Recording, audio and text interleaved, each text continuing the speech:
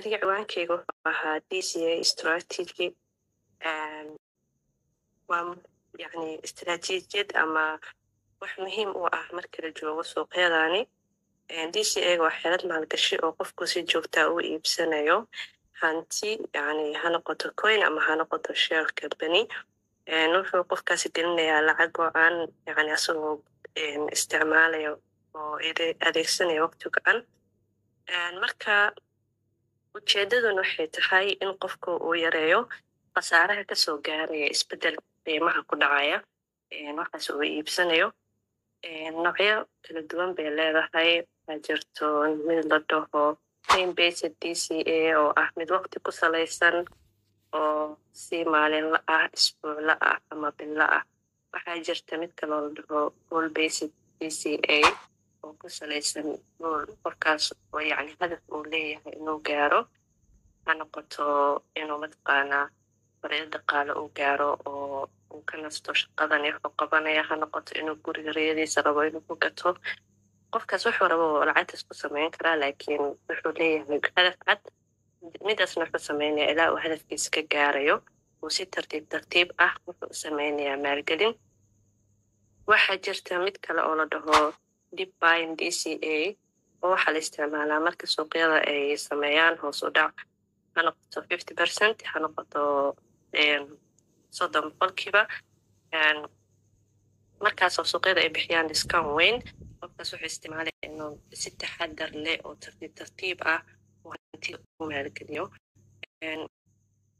si uga faa'iidaysto qiimaha jaban oo markaas suuqa uu yahay.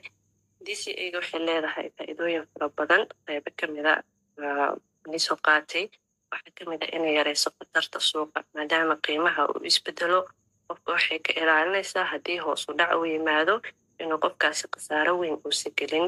sidoo kale qofku inuu helo average cost sax ah ama yani qiimo celcelis sax ah. coinka markuu ka gato yani qiimooyin kala duwan, asagoo meel dhexe jooga, asagoo meel hoose jooga, wuxuu helayaa average cost sax ah. sidoo kale qofku wuxuu dhisayaa nidaam maaliyadeed oo joogto ah, maadaama uu si joogto ah uu sameynayo maalgelin. sidoo kale qofka waxay ka yareynaysaa inuu dareemo culays iyo walwal, maadaama uu sameynayo lacag yar oo joogto ah uu maalgelinayo. maskaxdiisa waxay noqonaysaa mid degan, wayna fudud tahay in la bilaabo, waana qodobbeeya. maxay muhiim u tahay DCA?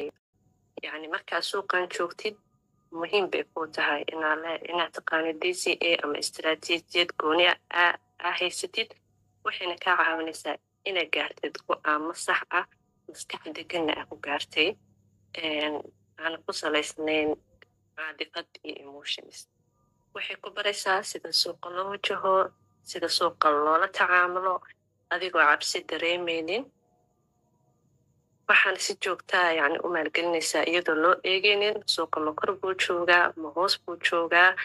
yani ma argagixaysa markuu suuqa hoos u dhaco, walwalna kama qabtid waxaa dhici doona marka dambe. waxay ku siinaysaa deganaansho maskaxeed, waxayna kaa caawinaysaa inaad diiradda saarto yoolka fog aa leedahay. istaraatiijiyadda DCA-ga xagama lagu soo koobi karo, waa cilmi aad u fara badan, laakiin waxaa jirto qodobo saaid lagu celcelinayay. aan isdhahay yani tiiray u yihiin